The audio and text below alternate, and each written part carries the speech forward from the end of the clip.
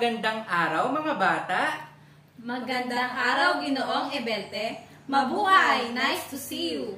Wow! Mabuhay! Mukhang napakasigla nyo ngayon O sige, bago ang lahat, tayong lahat ay magsitayo at yumuko para sa ating panalangin. Mahal naming Panginoon, maraming salamat po sa araw na ito na pinagkaloob nyo sa amin. Bigyan mo po ng kaalaman ang mga batang ito upang maging handa sila sa mga gagawin nila sa hinaharap. Sana po ay gabayan nyo kami sa pang-araw-araw naming buhay at patawarin nyo kami sa aming mga kasalanan. Amen. Bago magsiupo ang lahat, maaari bang pakipulot ang mga kalat at pakiayos ang inyong mga upuan? Lagi nating sisiguraduhin na malinis at maayos ang ating silid-aralan upang mas makapag-focus tayo sa ating mga talakayan. Maliwanag ba sa inyo iyon, mga bata? Opo! Maaari ko bang malaman kung sino-sino ang lumiban sa klase ngayong araw? Kami po ay kumpleto. Wala pong lumiban sa klase ngayong araw. Napakasipag nyo talagang pumasok. Mabuti at kompleto kayo. Nararamdaman kong magiging masaya ang talakayan natin ngayong araw. Palakpakan ninyo ang inyong mga sarili. Bago tayo dumako sa panibagong aralin, tayo muna ay magbalik-aral tungkol sa huli nating itinalakay. Naaalala nyo ba kung ano ang huli nating itinalakay? Opo! Ang huli po nating itinalakay ay tungkol sa pinagmulan ng Pilipinas at mga sinaunang kabihasnan. Mahusay! Ipinaliwanag ko sa inyo ang pinagmulan ng Pilipinas at mga sinaunang kabihasnan. Ngayon naman ay dumako na tayo sa tatalakayin natin ngayong araw.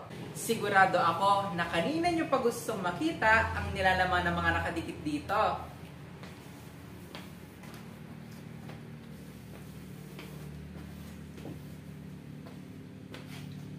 Anong hugis ito? Triangle po! Tama! Isa itong malaking triangle o tatsulok. Ang mga nilalaman nito ay ang mga konsepto na tatalakayin natin ngayong araw. Aayusin nyo ang mga ginulong salita upang makilala ang mga nasa larawan. Kung makikita nyo ang mga tao sa unang larawan, ay nakasuot sila ng mga damit na mga pinuno. At tignan nyo, meron pa silang mga ginto sa kanilang mga leeg at may armas din na ginto. Ano kaya ang tawag sa kanila? O sige, sino unang sumagot sa ating ginulong salita? Sige, sino? Ako po.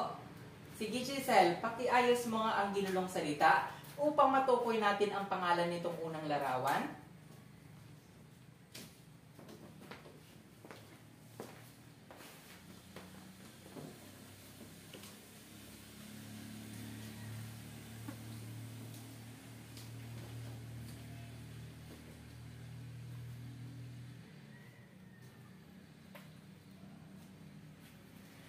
Maraming salamat, Giselle. Tama! Sila ay tinatawag na Maginoo. Dito sa pangalawa naman, ay may bit-bit silang kagamitan o armas. Ayan. Ayan, meron siyang bit-bit na espada na malaki. At yung meron siya dito, ang asawa niya siguro to. Ano kaya ang tawag sa kanila? Sino? Sinong Sir, gusto? ako po! Sige, Trixie.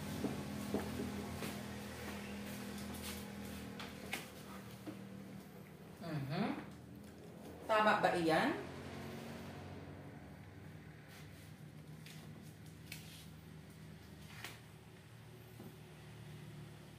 Mukhang nahihirapan si Trixie dahil mahaba-haba ang ating salita. Ay, napakagaling. Maraming salamat, Trixie. Mahusay! Sila ay mga maharlika. Sa pangatlo naman, ayan, kung may kita nyo ay simple lang ang kanilang kasuotan. Karamihan nga sa kanila ay iisang piraso na lang ng tela ang nasa katawan. Ano kaya ang tawag sa kanila? Sige, Opo. sino pa? O, ikaw ulit, Giselle. Yes, sir. Ayan, yan ang gusto ko, yung napaka-aktibo ng mga mag-aaral dito eh. Kaya gusto ko magturo dito.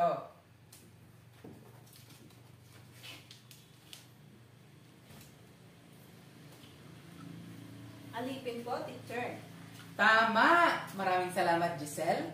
Sila ay mga alipin. Mahusay mga bata, palakpakan ninyo ang inyong mga sarili.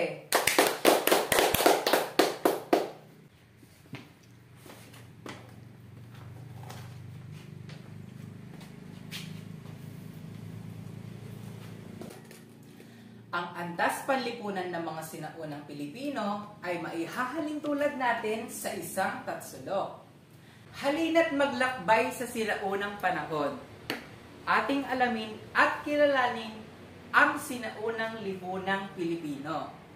Ito ang tatalakayin natin ngayong araw.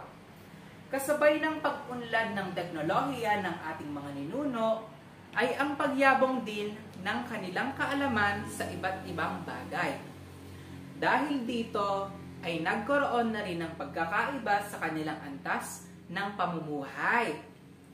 Ang ilan ay naging mas maunlad at marangya ang mga pamumuhay.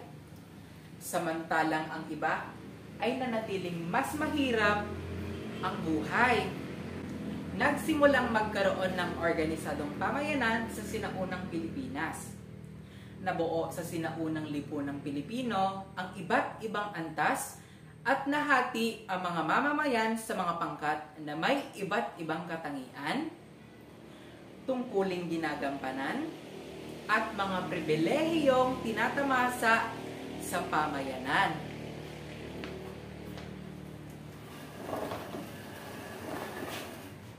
Bago pa dumating ang mga Espanyol sa Pilipinas, may sariling sistemang panlipunan, pampolitika at pang-ekonomiya na ang mga sinaunang Pilipino. Ito ay tinatawag na, ano ito? Sir. Opo, teacher. Sige, Trixie. Barangay po, teacher. Tama!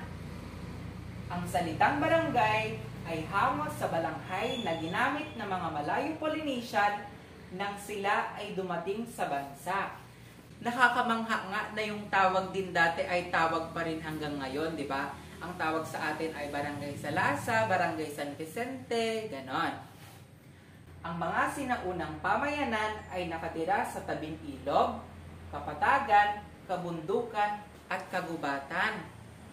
Siyempre, doon sila nakakakuha ng mga source ng kanilang pamumuhay, siguro. Yung iba nangangaso, yung iba ay nangingisda naman. Ang mga barangay noon ay may 30 hanggang 100 na pamilya. Kung iisipin natin ay napakaunti pa yun para sa isang barangay dahil ang mga barangay nga ngayon ay mahigit 500 na ang mga pamilya or populasyon. So yun yung barangay. Magpatuloy tayo. Itaas lamang ang mga kamay kung may katanungan, huwag mahihiya. Ang lipunang Pilipino ay nahati sa iba't ibang antas.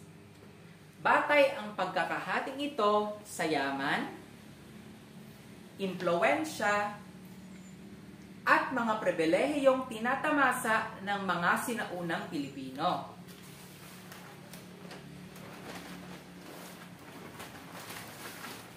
May 3 antas o pagpapangkat ang mga sinaunang tao sa lipunan. Ang Maginoo, Maharlika, at Alipin. So yung mga nilagay nyo kanina, ayun ay 3 antas ng mga sinaunang lipunang Pilipino. Sa inyong palagay, bakit ang mga Maginoo ang nasa itaas ng tatsulok? Sir. Sige, Trexie. Dahil sila po ang pinakamayaman. Pwede. Nasa taas sila ng tatsulok dahil sila ang pinakamataas na tao sa lipunan.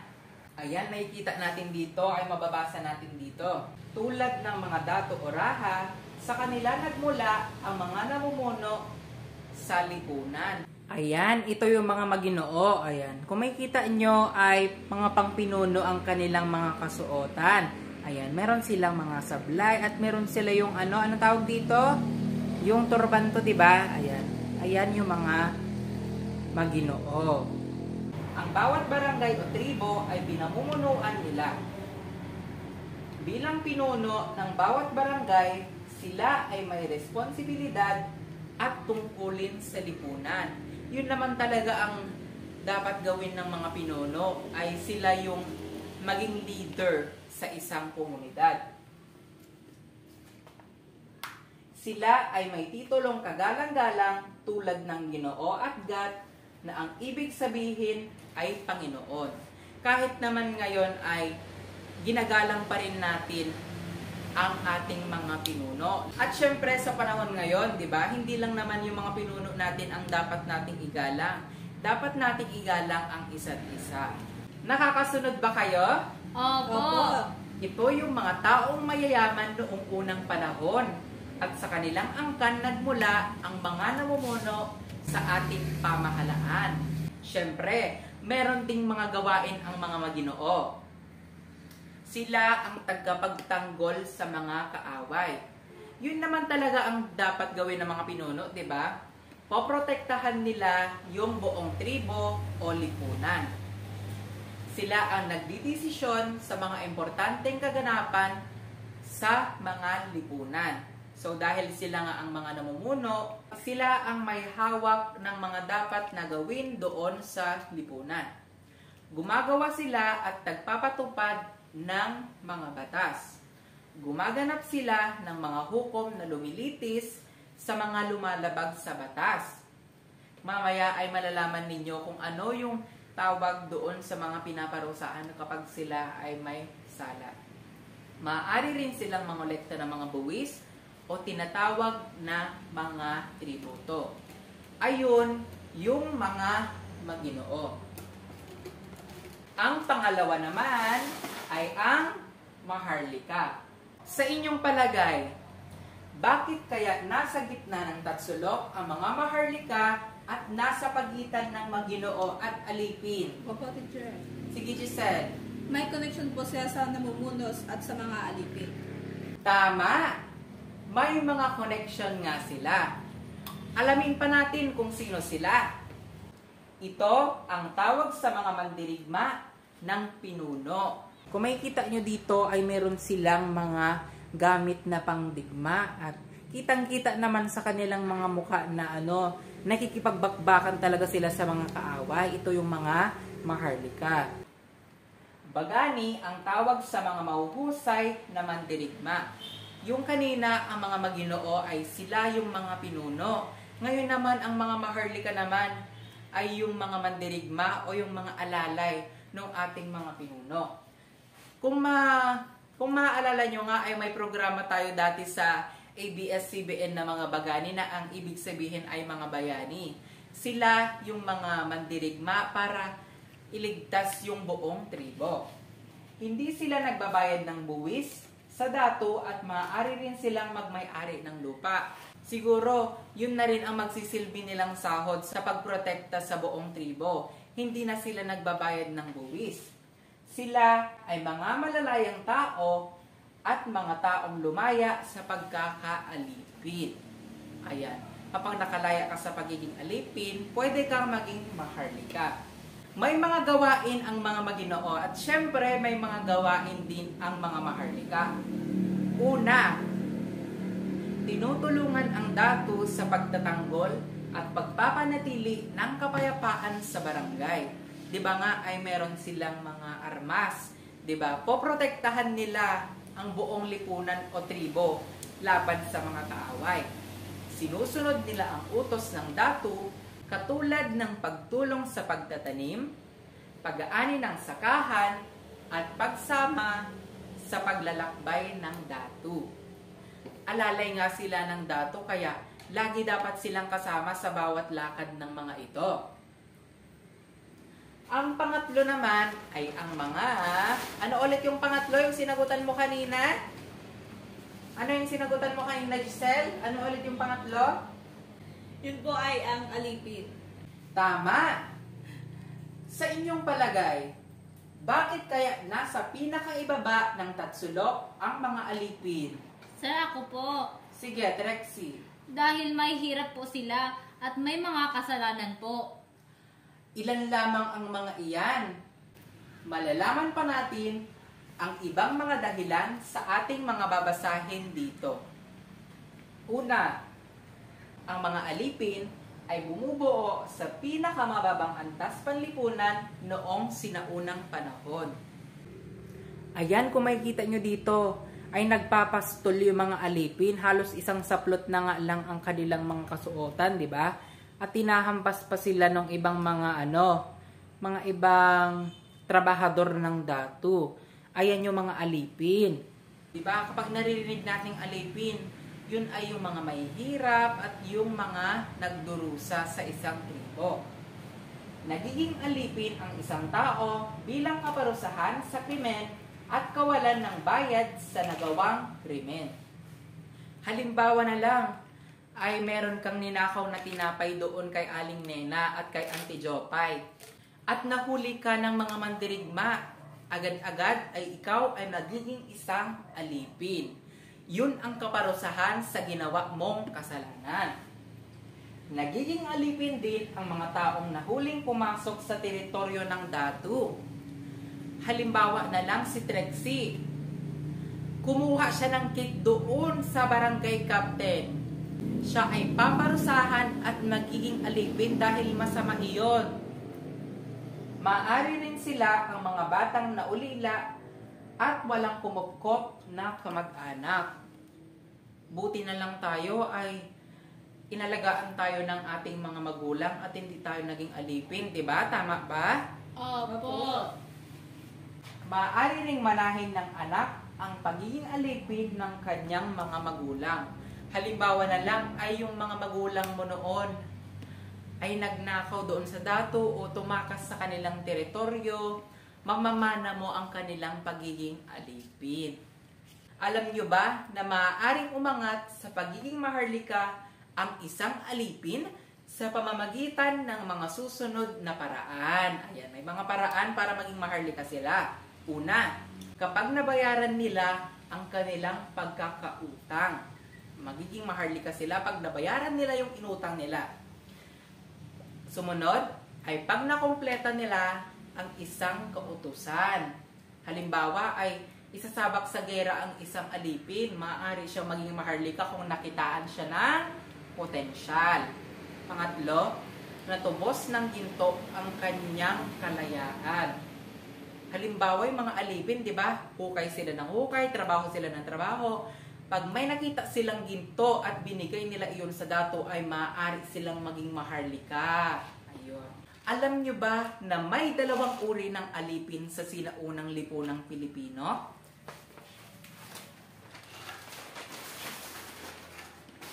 Ang aliping namamahay at aliping sa gigilid. Unang alipin ay ang aliping namamahay, ay nakatira sa sariling bahay. Sila ay nagbibigay ng taunang buwis na katumbas ng 2 salop ng palay, lahat ng boto ng kaniyang tanim, at malaking tapayan ng balak mula sa tubo. Tumutulong sa paghahanda ng mga kinakailangan sa paglalakbay ng datu. Ang aliping namamahay rin ay katulong sa pagdaraos ng pagtitipon. Maaaring magkaroon sila ng sariling pamilya. Ngayon, tignan naman natin yung sa aliping sa gigilid.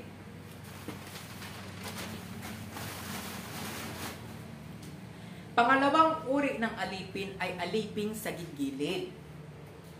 Sila ay naninirahan sa tirahan ng datu, maaaring bumukod kapag nakapag-asawa at manilbihan ng parang aliping namamahay. Alam nyo ba ay meron din silang mga pagkakapareho at pagkakaiba ng aliping namamahay dito sa aliping sa gilid.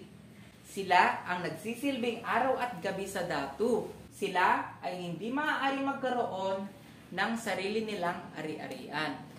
Kung yung aliping namamahay ay may tsansa pa para magkaroon sila ng sariling ari-arian.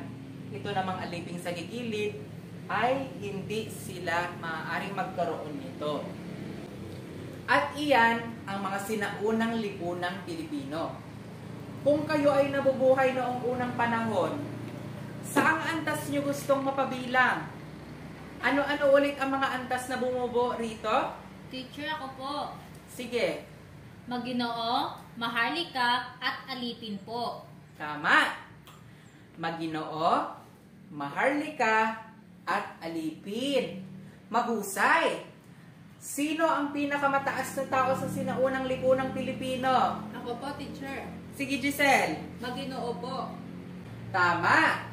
Ano naman ang tawag sa mandirigma ng datu? Ako po.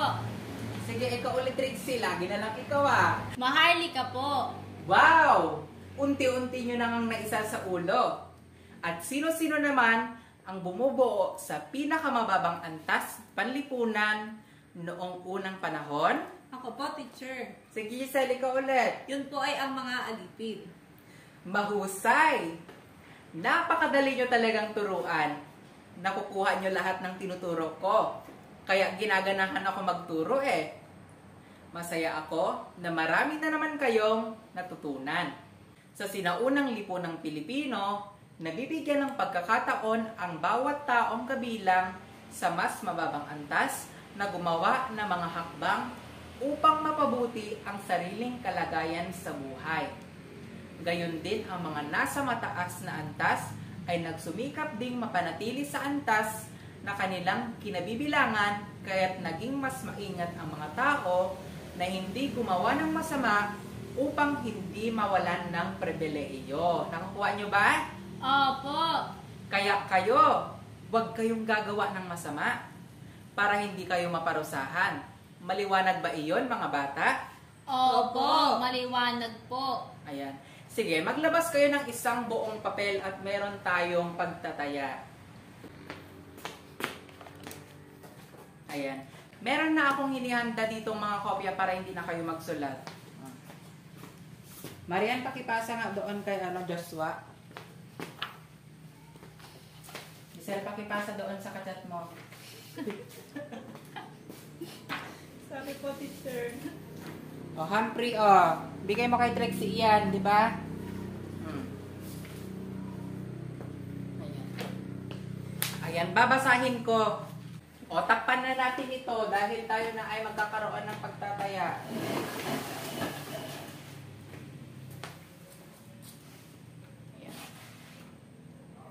Panuto.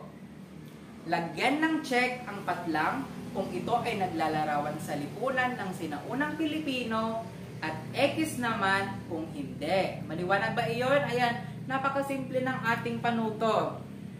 Una, pantay-pantay ang mga tao sa sinaunang lipunang Pilipino. Check ba iyan o X? Ilagay nyo dyan sa inyong mga test paper. Napakadali niya na. O, tapos na ba mga bata? Wait lang po, Di teacher. ba po, teacher? Ay, napakatagal naman. O, number 2 na. Balikan nyo na lang iyan mamaya. Pangalawa, ang mga maginoo ang pinakamakapangyarihang pinuno sa barangay. Check ba iyan o X? Ilagay ninyo diyan.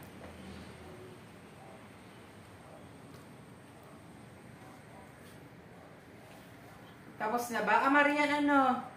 Ay, sige, pahiraman mo siya ng lapis. Ito, Marian, sa'yo na lang. O, anak, pakibalik mamaya kay Trixie, ha? O, sige. Pangatlo, ang aliping sa gigilid ay hindi maaaring magkaroon ng sariling ari-arian. Ayan. Maging mabusisi kayo doon sa pagkakaiba ng aliping na mamahay at aliping sa gigilid. Check ba iyan o X? Ayan. Mababasa nyo naman iyan. Huwag nyo nang ipaulit. Ayos na ba? Nakapagsagot na? Pang-apat, gawain ng maharlika ang pagdidesisyon sa mga importanteng kaganapan sa mga lipunan. Maharlika ba iyon? Sila ba yung mga namumuno? Sila ba yung makapangyarihan? Check ba iyan o X? Ilagay nyo dyan sa inyong mga papel. Panglima at panghuling bilang. Ang tatlong antas o pagpapangkat ng mga sinaunang tao sa lipunan ay ang Maginoo, Maharlika at Alipin. Tama ba iyon? Check nyo yan or X. Ilagay nyo dyan sa inyong mga papel. Ayan, parang tapos na kayo. O sige, i-check na natin ang inyong mga sagot. Una, pantay-pantay ang mga tao sa sinaunang lipunang Pilipino. Tama ba iyon o mali? X po. Tama, X iyon dahil magkakaiba sila ng antas. O, pag check ang nilagay nyo ay mali kayo at pag X ay tama. Hindi sila pantay-pantay, hindi ba? Magkakaiba sila ng antas eh. Opo. Magkakaiba sila ng paraan ng pamumuhay. O, pangalawa, ang mga Maginoo ang pinakamakapangyarihang pinuno sa barangay. Tama ba iyon o mali? Tama po. Tama. Ang sinagot nyo? Check po. Tama. Maginoo ang pinakamakapangyarihang antas sa sinaunang lipunang Pilipino. Itama nyo iyan. Pangatlo, ang aliping sa gigilid ay hindi maaaring magkaroon ng sari-sariling ari-arian. Check ba iyon o X? Di ba? Napag-aralan nyo kanina yung pagkakaiba ng aliping na mamahay at aliping sa gigilid. Dito sa description dyan sa inyong test paper. Check ba iyan o X? Check po. Tama! Yung mga aliping sa gigilid ay hindi maaaring magkaroon ng sari-sariling ari-arian. Tama kayo. I-check nyo iyan. Pang-apat, gawain ng Maharlika ang pagdidesisyon sa mga importanteng kaganapan sa mga lipunan. Check ba iyan o X? X po. Tama. Sino dapat ang magdesisyon sa sa lipunan? Maginoo po. Tama. Ayun. Nakuha mo, Trexie, mga Maginoo dapat. Kaya X ang dapat na isagot nyo diyan. O, 5, panghuling bilang. Ang tatlong antas o pagpapangkat ng mga sinaunang tao sa lipunan ay ang Maginoo, Maharlika at Alipin ba? Lilian, check ba iyan o X? Check po. Tama. O, i-check ninyo iyan. Ayan, kung makikita nyo dito. Para mas matandaan ninyo, ayan, di ba? Meron tayong Maginoo, Maharlika, at Alipin. Ayan. May inihanda ako sa inyong gawaing bahay. Ito sila. Para hindi na kayo magsulat. Ayan. Meron na ako dito mga print na mga papel. Ayan. Ayan. Diyan. Pakipasa doon kay Eliza. Ayan. Madali lang ang gagawin nyo dito, ha? Panuto. Gamit ang Venn diagram, paghambingin ang antas panlipunan sa sinaunang lipunang Pilipino at sa antas panlipunan sa lipunang kinabibilangan mo. Alam nyo naman na, di ba, kung paano gumawa ng Venn diagram? Ayan. Nandyan naman na sa mga test paper nyo. Isusulat nyo na lang yan. Maraming salamat sa pakikinig, mga bata. Paalam!